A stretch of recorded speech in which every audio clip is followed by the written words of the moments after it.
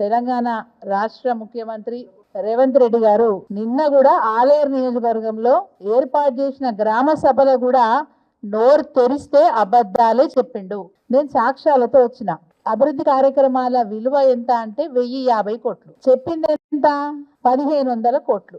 ఆగం చేసుడు కేసీఆర్ తో శాత కాలేదుగా నేను చేసి చూపిస్తా అని చెప్పి నీ ప్రసంగంలో చాలా గొప్పగా చెప్పినావు. వైట్ డే గురించి ఆ మాత్రం కూడా తెలియకుండా నిన్న మాట్లాడను. ఇగో ఇది నువ్వు మాట్లాడే మూర్ఖపు మాటలకు ఇది కూడా ఒక ఉదాహరణ అని చెప్తా ఉన్నా. ఇక గంధమల్ల గురించి చెప్పాలి, చాలా గొప్పగా చెప్పినారు ఆయన. మిడ్ మానేర్ నుంచి, ఎస్ఆర్ఎస్పి నుంచి, ఎల్లంపల్లి నుంచి మేమే కట్టించినాం, కాంగ్రెస్ పార్టీ కట్టించింది. ఆ రోజు టీడీపీలను మేమే కట్టించినామన్నావు. మరి ఈరోజు నీ మిడ్ మానేరుకు నీళ్ళు వస్తున్నాయంటే ఎల్లంపల్లికి నీళ్ళు వస్తాయి. ఎట్లాంటి గడ్డు పరిస్థితులు అయినా నీళ్లు రావాలనే ఉద్దేశంతో కేసీఆర్ గారు కట్టించిన కాళేశ్వరం ప్రాజెక్టులో భాగంగా ఈరోజు గంధమల్లకు నీళ్ళు వస్తున్నాయనే మాట మీరు గుర్తుపెట్టుకోవాలి.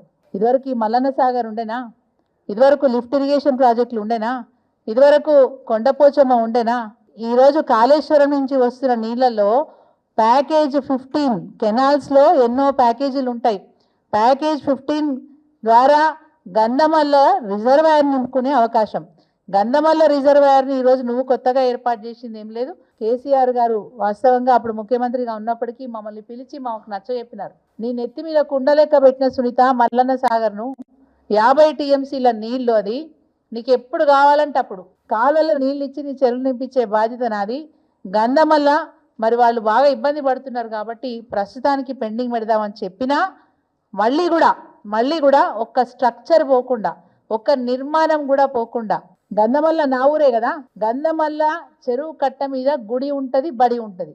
గుడి బడి పోకుండా అంటే ఒక నిర్మాణం కూడా పోకుండా మళ్ళీ ఇంజనీర్ల ద్వారా సర్వే చేయిస్తే ఆ రోజే నిర్ణయం జరిగింది. 1.41 టీఎంసీలతోని గంధమల్ల రిజర్వాయర్ని నిర్మాణం చేయాలని చెప్పి 2022లోనే నిర్ణయం జరిగింది. ఈ ప్రతిపాదనతో పాటు డిపిఆర్ ప్రిపేర్ చేసి ఎస్టిమేషన్ కూడా ఆ రోజు మేము సబ్మిట్ చేసింది 575 కోట్లు.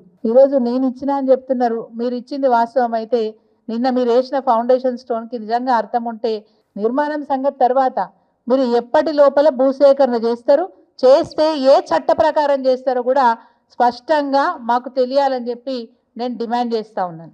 ఎక్కువ లోతుగా పోకుండా ఇంకొక నిజం కూడా మీ ముందు పెట్టాలనుకుంటున్నాను. మెడికల్ కళాశాలకు నిన్న ఆయన శంకుస్థాపన చేసినారు. ఎవరు సొమ్మయ్యింది? తెలంగాణ రాష్ట్ర ప్రజల సొమ్మే కదా.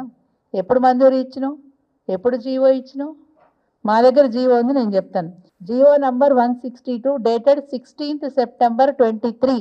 అంటే తెలంగాణ రాష్ట్ర ప్రభుత్వంలో గౌరవ కేసీఆర్ గారు ముఖ్యమంత్రిగా ఉన్నప్పుడే యారుగుట్టలో ఏర్పాటు చేయడానికి 183 కోట్ల రూపాయలు వెచ్చిస్తూ మరి ఈ మెడికల్ కళాశాల నిర్మాణం కావాలని చెప్పి వారు జీవో ఇచ్చినారు. పేరు మార్చేసిండ్రు కేసీఆర్ గారు, యాదాద్రి చేసిర్రు కేసీఆర్ గారు.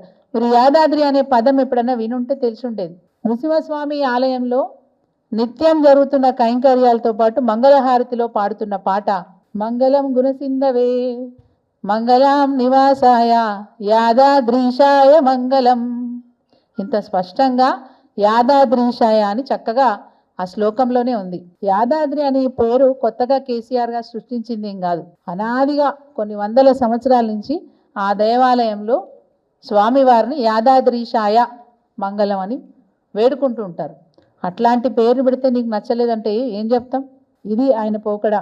ఇక 15 కోట్ల రూపాయలతోని R&B శాఖ ద్వారా హై లెవెల్ బ్రిడ్జిలు నిర్మాణం చేస్తున్నామని నిన్న దానికి కూడా శంకుస్థాపన చేసినారు. ఇంత సిగ్గుచేటు చర్య అంటే అది కూడా చాలా స్పష్టంగా చెప్పదలుచుకున్నాం. యాదగుట్ట నుంచి రాజపేట వెళ్ళే దారిలో కాల్వపల్లి దగ్గర కాల్వ పైన బ్రిడ్జ్ కట్టడానికి గతంలో నేనే ఎమ్మెల్యేగా శంకుస్థాపన కూడా చేసినాం.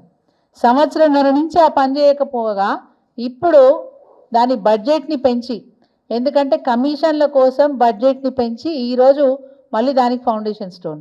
ఆలేరు నుంచి కొలన్పాక వెళ్తున్న దారిలో కూడా బ్రిడ్జిని మేము ఇప్పుడు హై లెవెల్ బ్రిడ్జ్ చేస్తామని చెప్పి కొత్తగా తీసుకొచ్చాం. ఇప్పటికి కూడా శంకుస్థాపన బండ ఇప్పటికి కూడా ఆ 2 చోట్ల ఉంది. కాల్వపల్లి దగ్గర ఉంది, కొలన్పాక దగ్గర ఉంది. కొత్తగా మేమేమో చేసినామని చెప్పి 15 కోట్లకు బడ్జెట్ పెంచుకొని ఈరోజు మీ కమిషన్ల కోసం గంధమల్ల గురించి మాట్లాడిన మీరు, అయ్యా గంధమల్లకు నీళ్ళు వచ్చేదే కాళేశ్వరం ద్వారా. కాళేశ్వరం అంటే ఒక మేడిగడ్డ కాదయ్యా, ఇంకా కూడా నాలెడ్జ్ పెంచుకునే ప్రయత్నం ముఖ్యమంత్రిగా మీరు 18 నెలలు అయింది, ఇంకా కూడా నాలెడ్జ్ పెంచుకునే ప్రయత్నం చేస్తలేరు మీరు. గంధమల్ల కూడా కాళేశ్వరం ప్రాజెక్టులో ఒక భాగమే ఎప్పుడు అర్థమవుతుంది మీకు? ఇంకా గంధమల్ల ఎప్పటి వరకు భూసేకరణ చేస్తారు, ఎప్పటి వరకు పూర్తి చేస్తారని మేము అడుగుతా ఉన్నాం. దీనికి సమాధానం మాకు వెంటనే చెప్పాలి.